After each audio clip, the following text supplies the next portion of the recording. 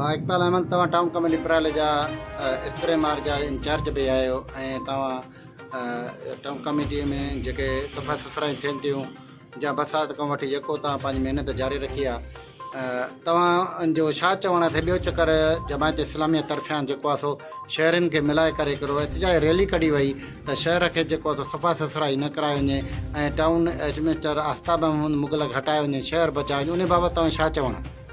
बिस्मिल्लाहिर्रहमानिर्रहीम। सही ॻाल्हि इहा आहे त असांखे पंहिंजे एडमिनिस्टर आफ़ताब मुग़ल जो हुकुम आहे ऐं एमरजेंसी लागू कई हुई। बरसाति जीअं मुसलसिल हली, असां पंहिंजे शहर में सफ़ाई जो अमलो तेज़ी सां कमु करे पियो, सम्झव। उन खां पोइ बारिश बंदि थी, असां गबूं खणायूंसीं, शहर जूं ट्रैक्टर ट्रालियूं चिंटियूं कराए माना शहर सॼे खे पंहिंजे खे साफ़ु करायोसीं। बनिस्बत ॿियनि शहरनि जे अल्हम्दुलिल्लाह असांजी आवाम जेका दुकान कारोबार हर शइ खुलिया घुमंदा पिया वठनि। बाक़ी स्प्रे जे हवाले सां इहो आहे त स्प्रे असां 3 ॾींहं लगातार कई आहे, वरी वक़फ़ो ॾेई वरी सुभाणे इंशाल्लाह असां पंहिंजो स्प्रे शुरू कंदासीं। वक़फ़े सां थींदी आहे स्प्रे। तव्हांजे शहर में जेका सफ़ाई सुथराई कयो, तव्हांजे शहर जा कहिड़ा माण्हू तव्हां सां गॾु हुया?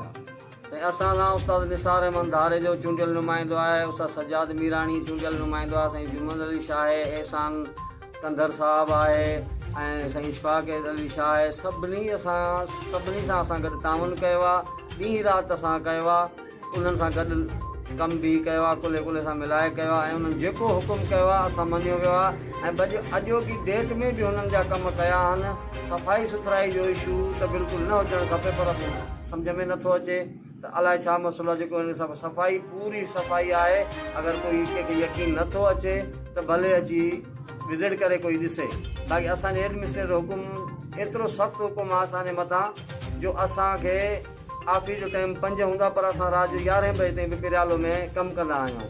पंहिंजी सैनिटेशन स्टाफ, सैनिटेशन इंचार्ज, छोकिरा जहिड़े टाइम का एमरजेंसी थींदी आहे, नाली बंदि थींदी आहे, असां उन टाइम अची पहुचाईंदा आहियूं ऐं उन टाइम उहो मसइलो हल कंदा आहियूं। जॾहिं तव्हां सां उहे गॾु बीठा बि आहिनि, सफ़ाई सुथराई ऐं हुकुम बि जारी था कनि ऐं तव्हां खां कम बि वठनि था ऐं एहतिजाज रैलियुनि में सभिनी खां अॻु उहे 2 ॼणा आहिनि, तव्हांजो उन्हनि जे लाइ छा मैसेज आहे? साईं, असां उन्हनि जे लाइ मैसेज आहे कि उन्हनि खे का वधीक इन खां वधीक का शिकायत आहे त असांखे अचनि ऑफिस में अची लिखत में ॾियनि त बाबा हे असांजा मसइला आहिनि, असां पंहिंजे आला ऑफिसरनि खे पहुचायूं। जी, बाक़ी सफ़ाई आहे उहो डेली जी बुनियादनि ते ज़ोर सां हले, ईअं बि न आहे त नॉर्मल थी हले। बिल्कुलु असांजो स्टाफ आहे जेको ॾींहुं राति लोड़े थो। असां पंहिंजे कम में काई बि कोताही न छॾी आहे। पिराले शहरनि जे लाइ तव्हां छा मैसेज ॾियणु चाहींदव? त पिराले शहरनि जे लाइ त असांजा भाइर आहिनि, दोस्त आहिनि, हीअ बि असांजो बि घरु आहे, असांजो शहर आहे। असां न चवंदासीं त कोई बि इंसान न चाहींदो त पंहिंजो शहर गंदो हुजे या पंहिंजो घरु गंदो हुजे।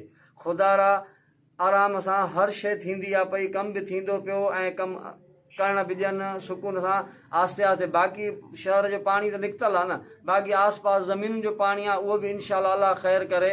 थोरो असां शहर ते तवजो घणी हुई, जंहिंजे करे असां होॾो तवजो हटाए पंहिंजे शहर खे साफ़ु कयो आहे। बाक़ी जेको ख़ाली प्लाटनि में पाणी बीठो आहे उहो बि इंशाल्लाह सुभाणे परे असांजी मशीनूं फारिग थी वेंदियूं ऐं असांखे हुकुम आहे आफ़ताब मुग़ल एडमिनिस्ट्रेटर जो त बाबा तव्हां पंहिंजो जल्दी खां जल्द क्लियर कयो।